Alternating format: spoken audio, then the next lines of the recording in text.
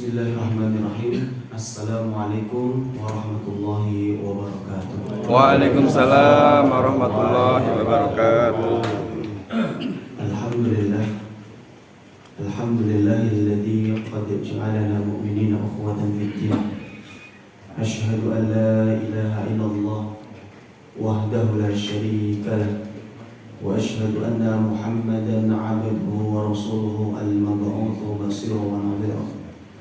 Allahumma salli wa sallim ala nabiyyina Muhammadin wa ala alihi wa ashabihi wa man tabi'ahum bi ihsanin ila yaumiddin. Allahumma inna nas'aluka 'ilman nafi'an wa rizqan thayyiban wa 'amalan mutaqabbalan.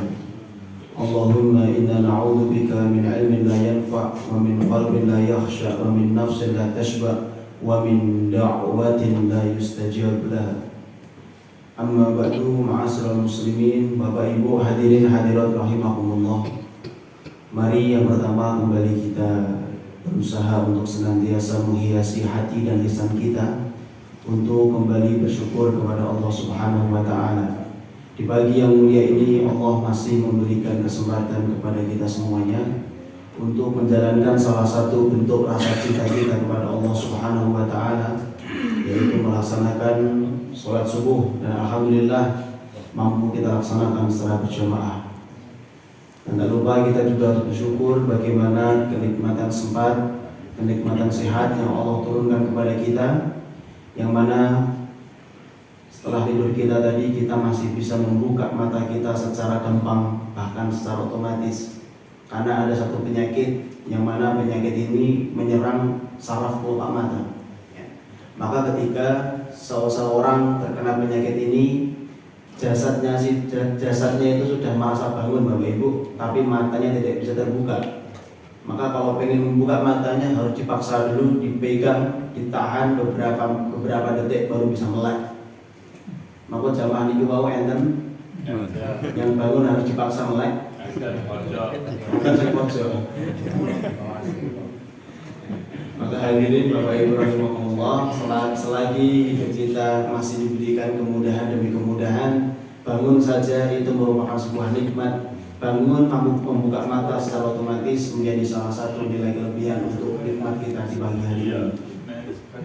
Salawat dan salam semoga tersampaikan kepada Rasulullah Muhammad Sallallahu alaihi wasallam, keluarga beliau, sahabat, tabi'in, atba'ut tabi'in, serta orang-orang shalih yang senantiasa istiqamah di dalam mengikuti risalah sunnah beliau. Dan semoga kita termasuk di antara umat-umat Kanjeng Nabi yang betul-betul melazimi seluruh perintahnya dan menjauhi seluruh larangannya. Maka seorang umat dari Rasulullah yang terbaik itu ketika dirinya mampu memegang hukum-hukum yang sudah disampaikan oleh Rasulullah Muhammad SAW dan berusaha untuk dilakukan. Maka kalau kita mau melihat banyak sekali hadis yang kita sudah ketahui, banyak sekali hadis yang sudah kita hafal, tapi pertanyaannya sudah sejauh mana kita mampu melaksanakan apa yang diperintahkan oleh Rasulullah Muhammad SAW. Maka Bapak Ibu rahimani wa rahimakumullah, kalau kita merasa kita itu cinta sama Rasulullah, maka cinta itu butuh pembuktian maupun bukan? Butuh. Maka kalau kita juga ingin dibalas cinta kita sama Rasulullah Muhammad SAW, dan puncak cintanya Rasulullah itu adalah ketika nanti di akhirat kita bersama-sama mendapatkan syafaat dari Rasulullah Muhammad SAW. Maka mari kita buktikan sebagaimana pembuktian cintanya seorang suami kepada istri. Bagaimana mungkin seorang istri, seorang ibu, seorang wanita yang memiliki seorang suami yang setiap hari menguntaikan kalimat-kalimat cinta, dari lisannya terus mengatakan cinta, cinta, cinta, tapi tidak ada buktinya. Pembuktian cinta seorang suami ini pun apa? Yang terbesar, mencari nafkah. Maka ketika seorang suami pandai untuk menghiasi lisannya hanya untuk mendapatkan atau menyampaikan kalimat-kalimat cinta tanpa ada bukti, kalau pagi sampai sore di rumah hanya main HP sama nonton TV, yang berarti gimana? Terus kemudian di malam harinya dia nggak mau kerja juga, dia nggak mau usaha juga. Dari sore sampai malamnya dia cuman duduk di samping empang kemudian mancing. Gimana? Pojok. Supaya pojok kan supaya. Pojok lagi tulis tanah kulon. Maka Bapak Ibu rahimahullah, maksud saya apa? Bagaimana antara hamba sama hamba saja butuh namanya pembuktian cinta. Maka bagaimana pembuktian cinta kita kepada Rasulullah? Harusnya lebih besar dan harusnya lebih kuat dan lebih berkualitas dibandingkan pembuktian cinta kita kepada hanya seorang hamba. Maka Bapak Ibu rahimahullah, kata para ulama, pembuktian cinta kepada seorang nabi, kepada Rasulullah Muhammad SAW adalah dengan minimal kita mempelajari hadisnya. Ya. Maka pagi hari yang mulia ini kita akan mencoba menyampaikan hadis-hadis Rasulullah yang mana sebetulnya pembahasan yang ingin kami sampaikan pada pagi hari ini pembahasan yang sudah sering Bapak Ibu dengar, sudah sering Bapak Ibu mendengarkan pengawasan ini. Tapi seorang muslim itu tidak boleh merasa puas dengan ilmu yang dia miliki. Ya, maka Bapak Ibu kalau ada sebuah pertanyaan, belajar sama mengulang itu susah mana? Susah mana, Pak? Ibu-ibu susah mana, Bu? Mengulang sama belajar itu susah mana? Susah belanja. Belanja.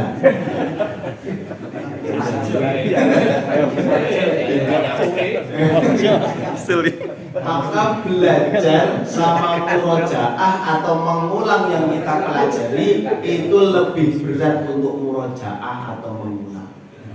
Kalau belajar dengan mudahnya Bapak Ibu, ada undangan kajian subuh barokah, subuh berjamaah, panjenengan mangkat dari rumah, berangkat dari rumah, duduk mirengke pengawasan pun itu belajar. Dan itu kata Rasulullah, man salaka thariqan yaltamisu fihi ilman. Barang siapa yang menempuh satu perjalanan yang di dalamnya itu ada ilmu, sahalallahu lahu bihi thariqan ilal jannah. Maka jalan orang itu mendapatkan surga akan lebih mudah. Amin. Tapi ngapunten. Tapi ngapunten, kalau belajar tidak belajar ilmunya dan ilmunya tidak mampu memberikan kemanfaatan untuk dirinya, maka ini juga bahaya. Ya. Maka Bapak Ibu, Rasulullah itu kan setiap pagi menyampaikan doa apa? Allahumma inni as'aluka ilman nafi'an wa rizqan thayyiban wa amalan mutaqabbalan. Yang pertama adalah ilman nafi'an, ilmu yang bermanfaat. Apa maksud dari ilmu yang bermanfaat? Kata para ulama, ilmu yang bermanfaat itu tandanya sangat sederhana. Mampu tidak ilmu yang kita miliki mampu merubah akhlak kita menjadi seorang yang lebih baik. Mampu tidak menjadikan kita menjadi seorang tetangga yang baik. Mampu tidak dari ilmu kita mampu menjadi seorang suami yang baik. Mampu tidak kita dari ilmu yang kita miliki menjadi seorang istri ataupun anak yang baik. Maka teguran dari Rasulullah Muhammad SAW lewat sebuah doa. Selain minta ilmu yang bermanfaat, Rasulullah juga berdoa, Allahumma inni a'udzubika min ilmin la yanfa. Ya Allah, jauhkanlah dariku ilmu yang tidak bermanfaat. Ilmu yang tidak bermanfaat itu apa, Pak? Tuh, ilmu yang dia tulis, ilmu yang dia dengar, tapi ilmunya sama sekali tidak bisa merubah kehidupannya untuk menjadi ke arah yang lebih baik. Ya. Maka Bapak Ibu rahimakumullah, ini yang menjadi salah satu kekuatan untuk menjadikan diri kita pribadi yang terus setiap hari menjadi pribadi yang lebih baik. Ya, maka pagi hari ini kita akan mencoba mempelajari beberapa hadis Rasulullah Muhammad SAW tentang sesuatu akhlak atau adab yang bisa kita lakukan di lingkungan masyarakat kita. Ya, maka Rasulullah Muhammad SAW pernah menyampaikan di dalam satu hadis, Ma zala Jibrilu yusini bil jarin hatta donantu annahu yuwarithuhu.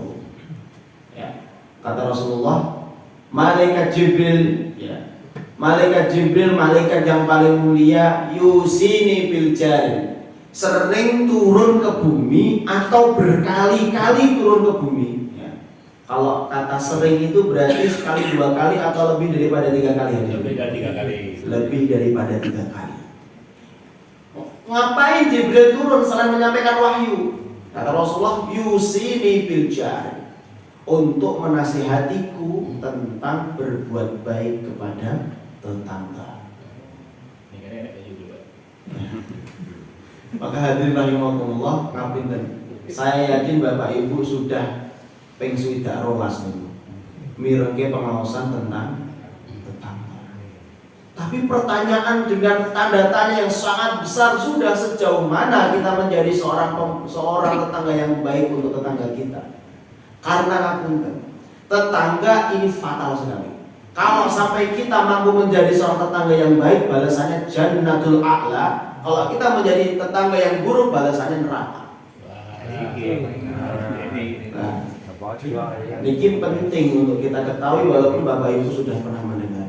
Dan Rasulullah, bayangkan Bapak Ibu, di sini Rasulullah ingin menjelaskan kepada kita, ya, tentang suatu ilmu kalau diulangi sama salah satu orang atau beberapa ustadz, diulang berkali-kali, jangan terus kita merasa bosan. Jibril.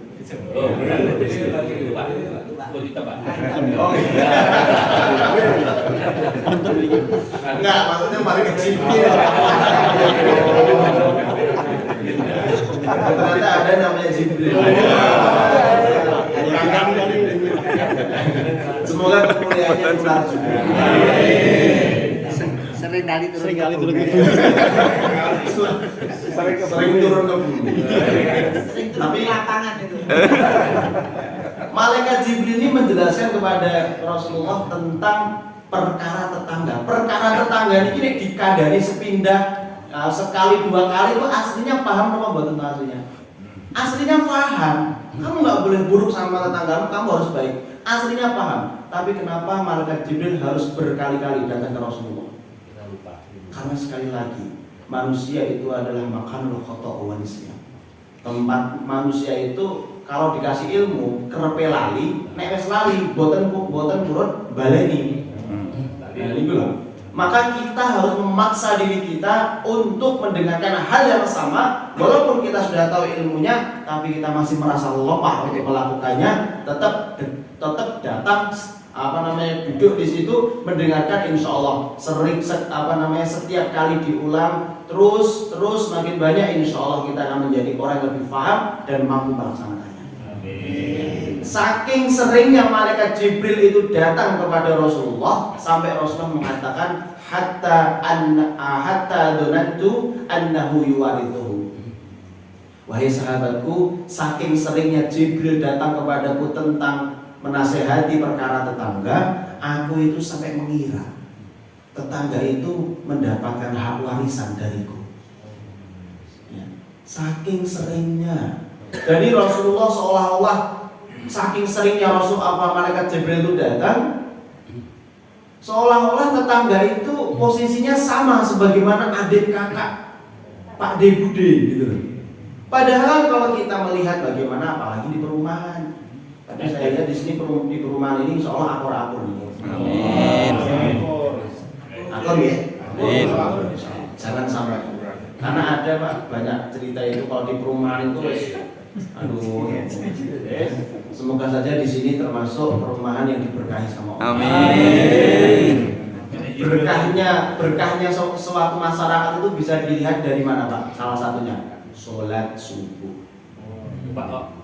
Nah niki ngaten niki bendinten apa? Minimal 4 sok. Minimal 4 sok. Jadi nek jamaah niki yang sekedar pundi salate Pak? Injil. Di atas. Maka semakin sholat subuhnya mulia, maka akan semakin baldatun thayyibatun tempat itu. Karena sholatnya orang munafik yang paling susah itu sholat subuh. Sama sholat Isya. Isya ini pun di kuata masjid itu. Kosong.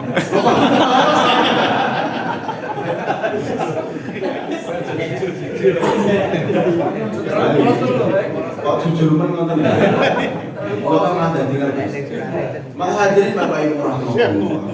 Dari hadis ini kita bisa menyimpulkan satu hal. Berarti untuk perkara berbuat baik kepada tetangga itu perkara yang serius napa mboten? Serius. Ditekankan sama Rasulullah lagi di dalam hadis lain dan panjenengan disampun hafal.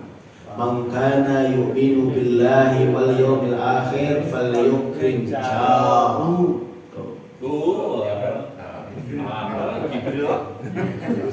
Saya nggak kaget karena beliau bukan malaikat. Ini kita hadis sudah hafal di luar kepala, saking di luar kepalanya lali itu dilakukan.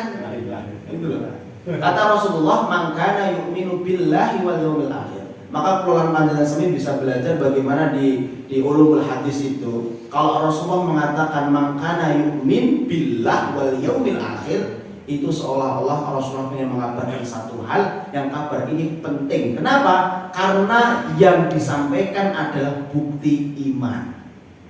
Nah, ini seolah-olah Rasulullah pengen mendikannya. Kalau kamu imannya benar kepada Allah, kalau kamu betul-betul yakin dengan hari akhir, maka buktikan. Salah satunya dengan falyukrim jarahu, muliakan tetanggamu.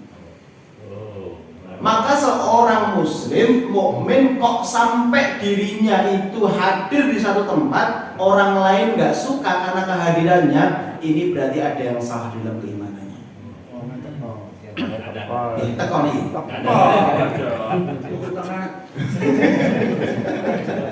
Ngai pakai Mbak Hinggut ini. Maka ini menjadi salah satu barometer keimanan seseorang. Ya, semakin keimanan seseorang meningkat, semakin banyak orang itu suka sama dia. Kenapa? Karena al-muslimu man salimal muslimu lisanuhu wa yadayhi.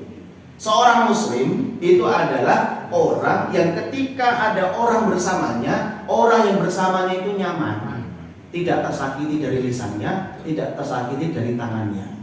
Itu muslim. Tapi kok gimana? Yang niku, yang ngapunten, ada satu ibu-ibu dia dianyeli sak komplek. Ibu-ibu niki grombol. Ada satu ibu-ibu datang ini yang di rotok dianyel ini. Satu gerombolan ini bilang, enggak tahu. Lah kalau ada sampai ucapan seperti itu kepada diri kita, jangan salahkan orang yang benci kita, ngapunten. Salahkan diri kita. Ada apa? Kok sampai orang itu tidak bisa menerima saya? Iya, tenang nih.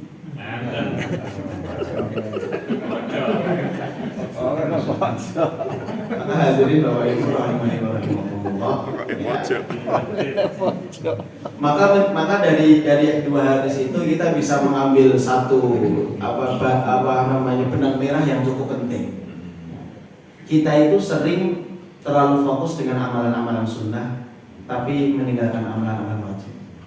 Ya, nanti kita lihat bagaimana kadar kalau seseorang itu mengamalkan amalan sunnah tapi meninggalkan amalan wajib, hasilnya apa. Ya. Tapi kita lihat dulu satu hadis lagi dari Rasulullah Muhammad SAW. Kata beliau, orang yang terbaik itu adalah orang yang mampu berbuat baik kepada tetangganya. Ya. Kata Rasulullah, khairul jirani indallah khairuhum li jiraniha. Seorang tetangga yang baik atau seorang muslim terbaik adalah orang yang mampu berbuat baik kepada tetangganya. Maka di dalam hadis ini kita temukan, makana yu'minu billahi wal yawmil akhir fala yu'ti jarahu. Barang siapa yang beriman kepada Allah dan hari akhir, fala yu'ti jarahu. Jangan sekali-kali menyakiti tetanggamu. Oh, sayang.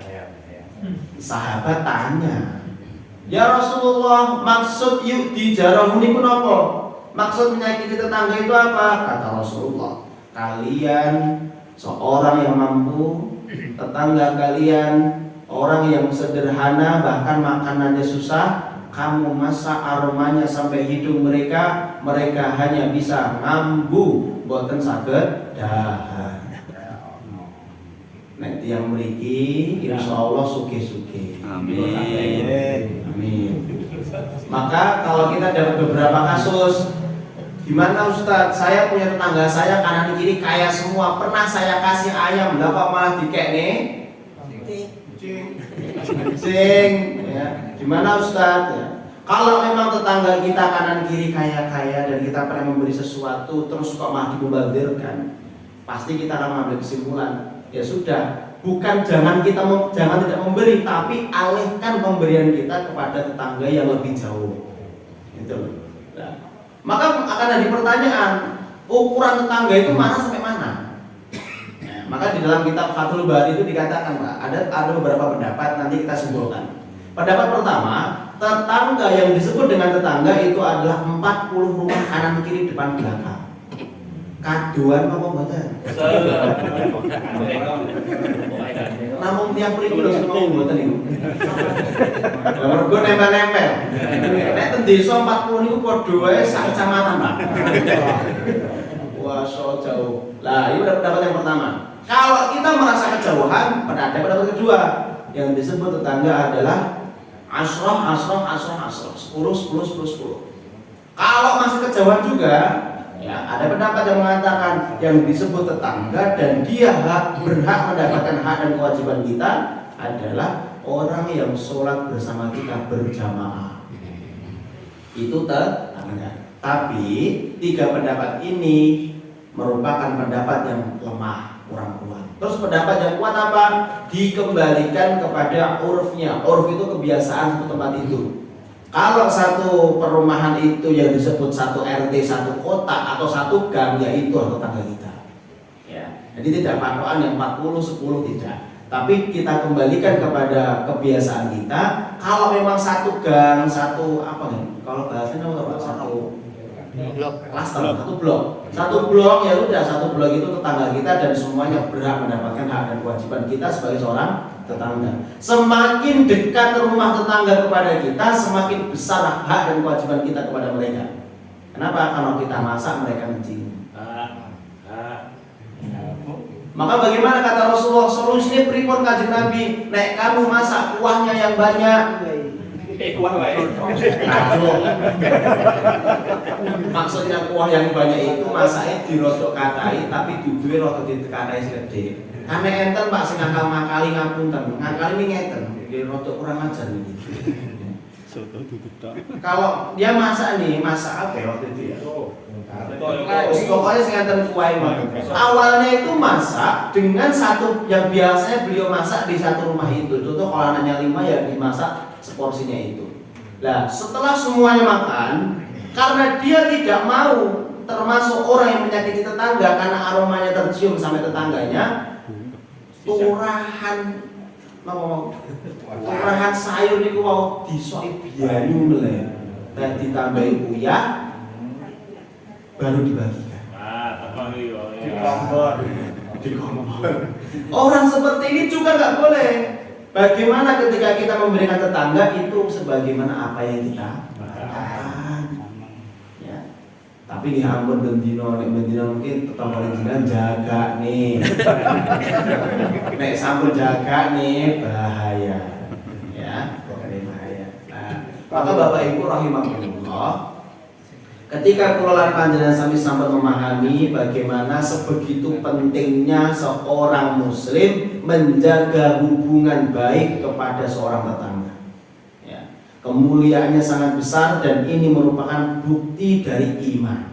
Ya. Maka kita lihat ancaman sebesar apa, sekeras apa dari Rasulullah terkait dengan urusan tetangga menikah. Kata Rasulullah yang pertama, ya. Ada seorang sahabat, ada seorang sahabiah. Ada seorang sahabiah, seorang perempuan bertemu Kanjeng Nabi dan bertanya, "Ya Rasulullah, inna fulanah tusallil lail wa tasuman nahar."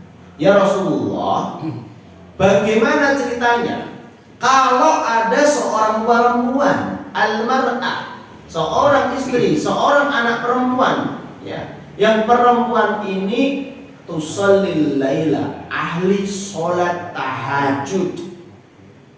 Yang kedua, wa tasumman nahar, dan orang ini ahli puasa sunnah. Sholat tahajud itu sholat yang mulia nomor berapa? Iya. Sholat tahajud adalah sholat terbaik setelah sholat fardu. Siapa saja orang yang mampu istiqomah dalam sholat tahajud, insya Allah akan dimudahkan kehidupannya ketika niatnya benar. Ya. Maka Bapak Ibu ini termasuk yang mudah untuk pembuatan. Nah, sing pojok pembuatan ini. Pojok. Karena wonten itu yang menikah kalau diberikan dia mudah sekali untuk taat kepada Allah Subhanahu wa taala dan mudah untuk bangun salat tahajud. Ya. Karena nggih wonten tiyang niku nek mboten salat niku tangi, nek pas salat mboten tangi. Contohnya nopo? Budul. Nonton bapak-bapak lagi remen nonton niku mboten sah dialarm, niku pun tangi piyambak. Tapi nek tiyang niku lah mbok napa dhek enggak niat untuk salat tahajud gur ngomong tok Allah Pak ora tangi lho. Besoknya Allah Pak ora tangi ngono terus. Ya. Lah kok kayaknya dia enggak kuat, lah mbok dialarm ping 12 Pak. Sudah rolas niku pin. Oke. Ngokek ngoten pokoke.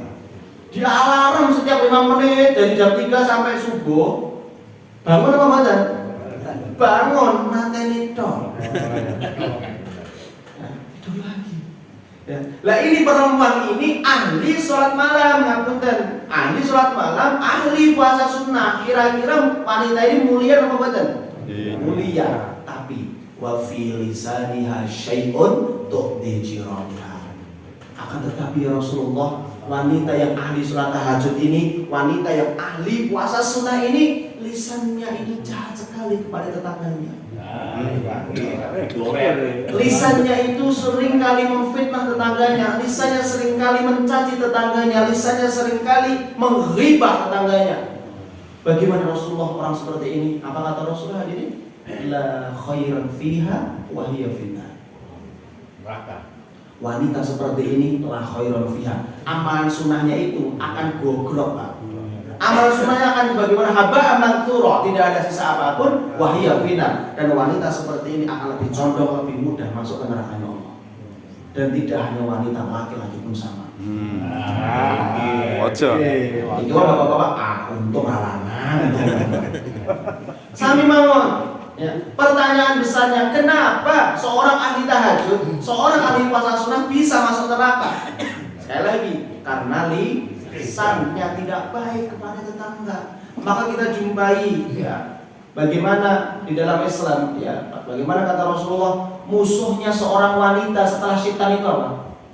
Ma baina lekhaihi, lubang di antara dua rahang. Lisan. Kalau musuhnya laki-laki, ma baina rijlaihi, lubang di antara dua kaki. Kemajuan atau nafsu. Maka laki-laki itu banyak sudah punya istri cantik, sudah punya istri putih. Tambah. Keluar rumah, contoh di rumah itu istrinya grade-nya itu contoh 90 mantan. Keluar rumah ketemu wanita yang grade-nya cuma 30, kalau matanya tidak mampu menjaga dengan baik akan lebih cantik daripada istrinya di rumah. Itu laki-laki. Kalau perempuan semuanya banyak ditentukan dengan lisannya. Kenapa wanita itu banyak kenapa penghuni neraka itu banyaknya wanita kata Rasulullah? Karena lisannya. Sama tetangga nggak baik, sama suaminya berani, sama anaknya kasar, sama orang tua mertuanya omongnya cepat-ceplos. Ya. Maka Bapak Ibu rahimakumullah, bapak-bapak kalau gak ada istri sing cerewet itu bersyukur napa mboten? Nek kula bersyukur, kenapa? Yang menandakan istri bahagia itu banyak ngomong. Ibu-ibu boleh nanti mengiyakan apa mboten, tapi ini fakta yang saya rasakan dan beberapa orang mengiyakan. Nek yang mriki mboten mengiyakan berarti nggih benten. Ada seorang suami istri walimah Pak, pulang ya. Ketika di walimah itu ada satu makanan sop matahari. Ya, ketika pulang naik mobil, bapaknya tanya suaminya, ibunya tanya sama suaminya, "Pak, ya, tadi sop matahari ini pripun rasanya, Pak?" "Oh, enak ini." "Enak." "Ngoten tok enak." Tanya balik, "Lah menurut jenengan pripun, Bu?" "Nek menurutku enak biang ini, Pak. Kemo kok sop matahari kok iso dibelah kok iso makmur." Ya, wortel kok iso empuk, sope kok iso gurih, ketoke kok enak wae. "Tenang, Pak, aku wis nyatet nomor catering. Engko nek anake awake dhewe nikah tak pesenke. anak IJTK. Ngapunten. Kalau perempuan ditanya sesuatu jawabnya ngalor tekan ngidul, Madura tekan Jakarta, niku berarti garwane panjenengan baru bahagia. Tapi yang ditangkleti gur jawab iya, tidak, sama satu jawaban yang tidak disukai oleh para laki-laki terserah. Ngapunten Bu nggih. Jadi ini memang kelemahannya laki-laki, saya akui. Kelemahannya laki-laki itu gak peka. Menurut wanita kita bilang terserah itu pengennya laki-laki itu peka lah. Tapi kita nggak tahu maksudnya apa. Jadi maksudnya jaluk maem, sego goreng, sate, tengkleng, apa-apa atau kok ini waduh mangan. Itu kelemahannya laki-laki. Kalau perempuan, maka kalau laki-laki dan perempuan itu sudah ketemu jalurnya, sudah akan enak. Nah, maka perempuan ini kata Rasulullah, orang yang dia mengamalkan amalan sunnah, sholat tahajud hukumnya apa? Sunnah. Puasa selain Ramadan dan puasa nazar hukumnya sunnah. Berbuat baik kepada tetangga hukumnya wajib. Seseorang ketika melakukan amalan sunnah dan meninggalkan amalan wajib, maka ini semuanya termasuk talbisnya iblis. Maka iblis itu, Pak, setiap pagi diberikan sayembara sama ketuanya iblis. Siapa saja yang bisa memurtadkan seorang muslim, maka baginya diberikan mahkota. Kalau nggak bisa, ceraikan suami istri orang beriman. Kalau nggak bisa, tahan mereka supaya nggak sholat jamaah, supaya mereka tidak melakukan amalan wajib. Kalau nggak bisa lagi, amalan wajib gak apa-apa dilakoni, tapi orang usah apa-apa. Disibukkanlah orang itu dengan amalan sunnah. Maka jangan bangga kita menjadi orang ahli tahajud. Jangan terus kita bangga menjadi seorang ahli puasa sunnah. Jangan terus bangga kita menjadi seorang yang ahli infak, tapi lisan kita kepada tetangga gak baik. Wajibnya tunaikan, selesaikan urusan kewajiban, insya Allah itu menjadi yang terbaik untuk kita. Maka Bapak Ibu rahimani wa rahimakumullah, ya. Ada satu lagi ancaman yang disampaikan Rasulullah. Kata Rasulullah, wallahi la yu'min, wallahi la yu'min, wallahi la yu'min. Demi Allah, keimanan seseorang rusak, ya demi Allah keimanan seseorang rusak, demi Allah keimanan seseorang rusak. Sahabat tanya, "Kila ya Rasulullah?" Siapa ya Rasulullah? Orang yang keimanannya rusak. Kata Rasulullah, alladzi la ya'manu jarahu bawa'iqahu. Seorang tetangga, seorang muslim yang tetangganya itu tidak aman dari bawa'iqnya. Bawa'iq itu apa? Kejahatan lisan dan perilaku. Maka sekali lagi yang kita singgung di awal tadi, bagaimana seorang muslim itu ketika dirinya dimanapun, orang yang di sekitarnya itu nyaman. Boten anyel.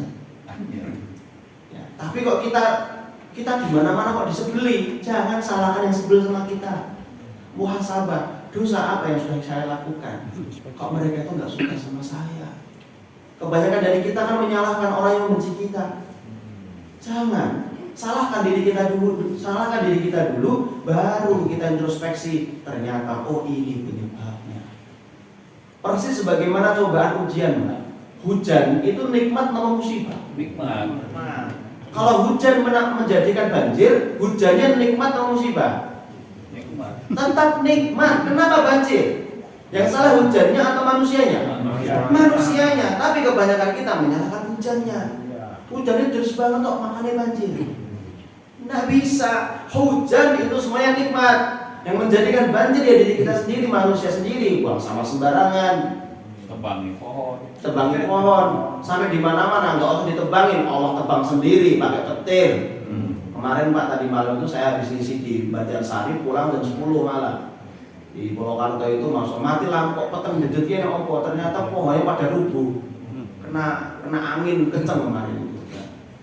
Maka hadirin rahimakumullah, hujan itu nikmat, jangan sampai kita merasa mendapatkan musibah. Tapi terkadang diri kita menganggap hujan itu musibah ketika kita hendak pergi ke acara yang kita anggap penting, tapi tiba-tiba hujan, kita nggak punya mantel, nggak punya mobil, nggak punya aplikasi Grab. Ya. Contoh nih, ini kasus nyata, Pak. Ada ibu-ibu tuh cerita ke kami, Ustadz saya itu dulu pernah dapat undangan, apa itu namanya Pak, reunian. Tapi teman saya yang mengantarkan undangan ke saya itu bilang gini, Bu, niki mumpung jenengan ten Solo, niki kula paringi undangan. Tapi ampun teko. Lagi piye to iki? Nggih undangan kok ora oleh teko. Ternyata ibu itu bilang jangan antar undangan itu. Gak usah datang, di sana banyak maksiat. Kasihan ibu sudah baik-baik di rumah. Kalau ibu tetap berangkat, nanti ibu malah ketemu sama orang yang dulu mungkin ibu cintai. Enten napa mboten karena reuni perceraian itu datang? Bukan nggak boleh reuni, tapi kalau acara reuninya itu insya Allah baik datang, ada pengajian datang. Tapi kalau acara reuninya hanya untuk ghibah-ghibah saja, nggak usah. Lah ibu ini penasaran, tetap ajeng mangkat karena ibu ini orang solihah. Ya. Sudah lisannya bibirnya itu sudah dicat abang beranang. Alisnya ini pun di aspal wireng, pipinya pun muruk-muruk, bajunya bagus, wis wayu banget. Mau keluar rumah hujan, luntur. Yang belum kan masih di rumah Pak. Nah ibu-ibu kalau di posisi itu jenengan penasaran banget pengen berangkat, tapi tiba-tiba hujan yang kita ucapkan alhamdulillah Allahumma shayyiban nafian atau Allah kok malah hujan. Sebuti Pak. Tadi katanya hujan nikmat. Apaan jemure utane. Lah niku menungso enten we. Ya. Hujan itu ndak ada sebab musibah semuanya nikmat. Menungso niku nek kemarau panjang njaluk hujan, nek musim hujan. Ibu hoyo. Kalau kemarau nggak mungkin. Ibu hoyo. Ya, maka hadirin Allah, ini loh, saya tuh pernah ada satu kasus. Ada satu kasus, saya tuh pernah sarapan soto di daerah Lawean Pak Karangasem. Saya harus makan soto. Waktu itu mendung Desember kemarin, saya makan. Yang jual itu 2 orang perempuan. Bayu nih. Pun bawa saya sendiri. Bodi. Saya makan di situ, enak kan waktu itu hawanya dingin habis ngisi pengajian itu. Tiba-tiba hujan, terus karena itu pakai terpang. Yang jual 2 perempuan itu mengucap kata yang sama dan bareng-bareng buatan jeda. Apa yang diucapkan? Alhamdulillah. Wah, khusyuk sekali Pak. 2 perempuan ini mengucap ngeten. Ketika sama kan langsung kaget. Wah, apa itu mau? Yang diucap ngeten. Pak udan, terus 2 wanita itu mengucap kata yang sama dan bareng. Badalai malahudian. Kompak. Badalan itu basa pundi? Basa Jawa itu apa betul? DKI itu badalan DKI. Lah seperti kula kan kita badalan iki bahasa Arab iki. Badala yubaddilu badilan kamu gantian gitu Pak. Iya. Tapi ora paham bahasa Arab kok mengganti hujan gitu. Ternyata ucapan badalan itu ucapan yang bersyukur apa kufur? Kufur. Badalai malah hujan. Maka hadirin rahimakumullah, hujan itu nikmat. Maka bagaimana diri kita mampu memahami seluruh kenikmatan yang Allah turunkan kepada kita balas dengan kebaikan kepada Allah Subhanahu wa taala. Maka Bapak Ibu rahimakumullah, ya untuk penutup kajian kita pada pagi hari ini, ya, penutup tapi cukup lumayan panjang juga. Untuk solusi, bagaimana solusi kita di dalam Islam? Kita sudah mengerti bagaimana kemuliaan kepentingan kita dengan tetangga itu besar. Di sisi lain, ancaman ketika kita tidak baik sama tetangga itu juga berat. Solusinya pripun? Ya, kita ambil satu pendapat yang disampaikan oleh Imam Al-Ghazali di dalam risalah beliau. Imam Al-Ghazali pernah menulis satu risalah yang berjudul Al-Adab Fid Din.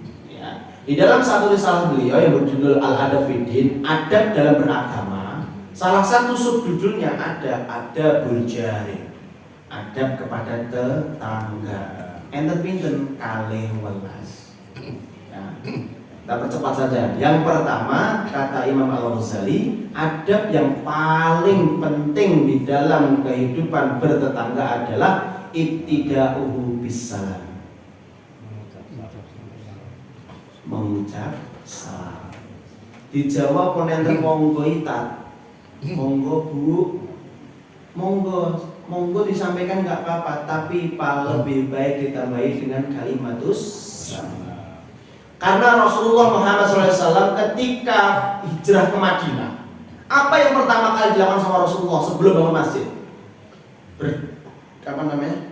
Berdiri di batu yang besar, kemudian mengatakan kepada kaum Muhajirin dan Ansor, mau menyatukan, mempersaudarakan kaum Muhajirin dan Ansor dengan apa? Afsus salam. Sampaikanlah salam, sebarkanlah salam. Ternyata Bapak Ibu, salam itu bukan sekedar ucapan assalamualaikum terus selesai model.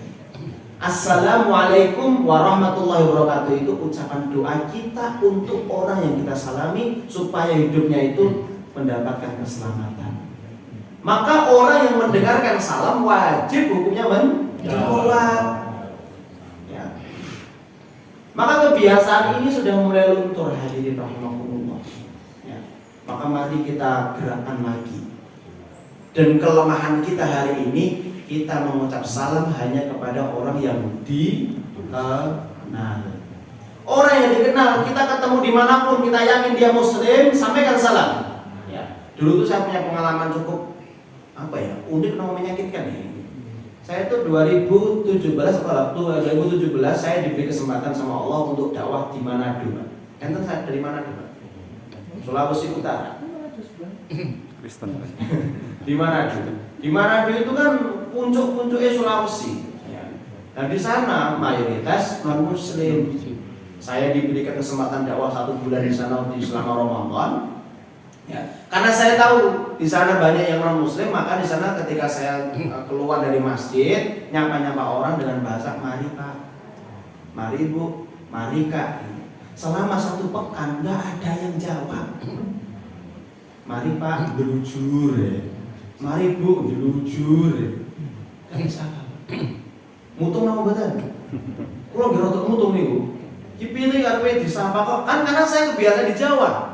Di Jawa itu melambung kota sangat di kelas melalui Jawa. Maka setelah itu saya ngajak teman saya orang di sana. Ayo kita eksperimen. Kita ke pasar sama kamu. Nanti aku sapa dulu orang itu. Terus kamu di belakangku juga nyapa. Bener Pak, saya sapa. Ya. Mari Pak. Diem aja duduk. Teman saya nyapa. Mari Pak. Oh ya mari. Iki piye tuh? Oh ternyata memang kata mari saja dengan itu aja melihat makna orang ini. Salam dan ternyata hadirin Allah. Padahal Rasulullah kepada anak kecil pun disunahkan untuk mengucap salam. Anak-anak di samping rumah takut dolanan lato-lato. Kamu disengiriin, salami dulu. Assalamualaikum. Suara apa nih? Gitu. Ya. Maka nasihat terbaik itu kadang dengan sindir kayak gitu Pak. Jadi nggak usah marah-marah dulu. Kalau saya selagi gigi saya nggak sakit, aman. Tapi kalau nonton itu mah baru bahaya nih. Nah ini yang pertama. Yang kedua, apa ada kepada tetangga? Kita percepat. Wala yatilu ma'hul kalam. Kalau ngobrol jangan terlalu panjang sama tetangga. Kenapa? 5 menit obrolan pertama itu masih baik. 5 menit kedua nyerempet, 5 menit kedua ambruk riba. Ya, terutama ngakutan untuk ibu-ibu. Ini adab ini untuk ibu-ibu ada, untuk bapak-bapak ada nanti. Ada nenek gendong cucunya, tangganya keluar, nenek gendong cucunya juga sambil dulang nyuapin cucunya. Awalnya baik Bu, cucunya sudah bisa apa Bu? Alhamdulillah sudah bisa ngomong papa mama. Lah cucunya panjenengan alhamdulillah nangis wae. Sudah makan apa ini baik. Imaman kedua Bu, masuk anaknya kayak gini, orang tahu dong sama aku tuh. Terus 5 menit ketiga, Bu tak ada nih, mosok toh. Ini kayak, bla ketemulah penyakit riba. Ngomong cerita banyak sama tetangga itu aslinya boleh atau nggak? Boleh aslinya, tapi kita harus yakin semuanya itu dalam koridor kebaikan. Kalau di situ ada celah untuk riba, jangan diperpanjang.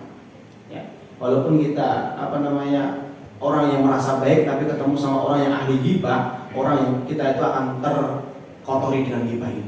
Orang yang sering rasa-rasa itu gak ada teman apa buat enggak? Temannya banyak apa buat enggak? Aslinya tuh orang yang sering rasa-rasa itu gak punya teman, kecuali yang sama juga. Rumusnya ngoten Bu. Ya. Jadi kalau kita senang, kalau ada seorang senang ghibah, kita juga teman sama dia, berarti kita secara tidak langsung senang ghibah juga. Nah ini yang kedua. Yang ketiga, apa kata beliau? Wala yaktiru alaihi su'al. jangan terlalu banyak bertanya sama tetangga, ya. Maka ada satu kasus di desa itu, Pak, Bu, Kabupaten. Nah, ada satu kasus ibu-ibu keluar rumah sambil nenteng tas pasar nyetatan motor. Tetangganya keluar, ditanya, "Bu, ajeng ten pundi? Mau ke pasar, masak nopo?" Pertanyaan masak apa itu penting nopo mboten? Perlu. Masak ini. Oh, ten pasar pundi, Bu? Nopo penting? Sampai ujung-ujungnya ini ibu ini cerita sama saya yang dititip yang ditanya tadi. Kemudian Ustaz, ibu itu tanya nih ngeten, setelah panjang tanya nih ngeten, "Bu, ngapunten boleh titip?" Ujungnya gini, ku asline. Karena perkewu saya bilang iya, "Oh iya Bu, monggo nopo." Masuk rumah dikira ngambil uang, ternyata nulis catatan. Karena apa betul? Kata titip kok oke. Keluar rumah sampai bawa kertas puniki Bu nggih. Hartone mengke. Loh, dhewe. Wes. Karena ibu ini balik-balik perkewo berangkat sudah beli tok assalamualaikum Bu niki titipan panjenengan oh nggih. Hartone binti Mas nggih Bu nggih. Wes ditukoni titip Artone keri. sesuk meneh. Alim. Nek jenengan gak ada tangga sing ngoten niku jenengan sing pindah maupun jenengan sing kusir to. Turun cek. Kan nggih rada abot. Tapi bagaimana sikap kita? Harus tetap kita memulai, jangan terlalu banyak bertanya karena banyak bertanya itu berpotensi untuk menyakiti hati kita sendiri sebenarnya. Kita bertanya sesuatu kita nggak punya, orang itu punya, sakit hati kita. Kita bertanya sesuatu kita punya, orang itu nggak punya, kita akan sombong. Ya, maka jangan banyak bertanya. Yang keempat, wa ya'uduhu fi mardihi. Kalau tetangganya ada yang sakit, dijenguk. Ini sudah sangat familiar ya dan Bapak Ibu sudah melakukannya. Yang kelima, wa ya'ziyahu fi musibatihi. Ya, kalau tetangga kita mendapatkan musibah, cobaan, kita ikut berbela-sungkawa. Wa yahniyahu fi farhihi. Kalau tetangga kita mendapatkan nikmat, kita ikut senang. 5 sama 6 ini berlaku hanya untuk tetangga yang memiliki hati yang jernih yang baik. Kalau kita menjadi seorang tetangga, anyel sama salah seorang tetangga ini mendapatkan musibah, orang ini akan mengatakan kapok apa. Tetangga ini bisa mendapatkan nikmat, bisa beli mobil, toko mobil brio.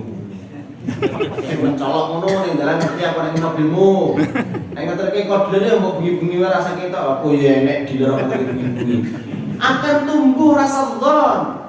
Ya, rasa apa ya? Iri. Itu semua tumbuh kenapa? Karena kita benci. Kan seharusnya kita harus bersenang ketika mendapat nikmat tetangga kita dan kita berbelasungkawa ketika tetangga kita mendapatkan musibah. Yang ketujuh, wa yatalat tafu li waladihi wa 'abdihi fil kalam. Nah, ini penting.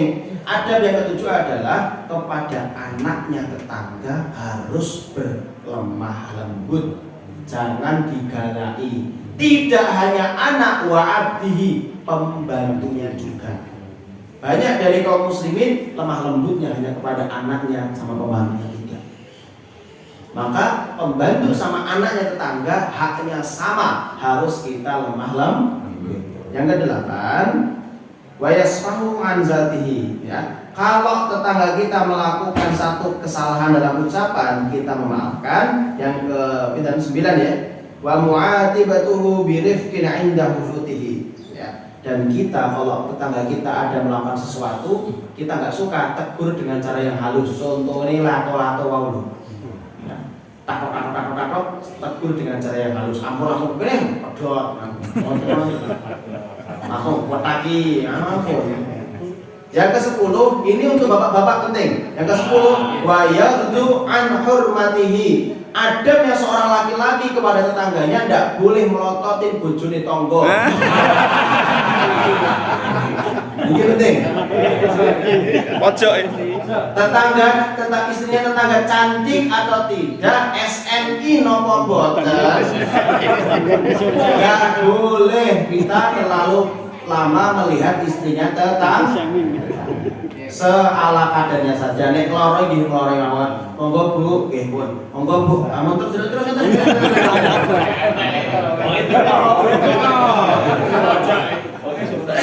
Nek sing iki tene mboten dugi.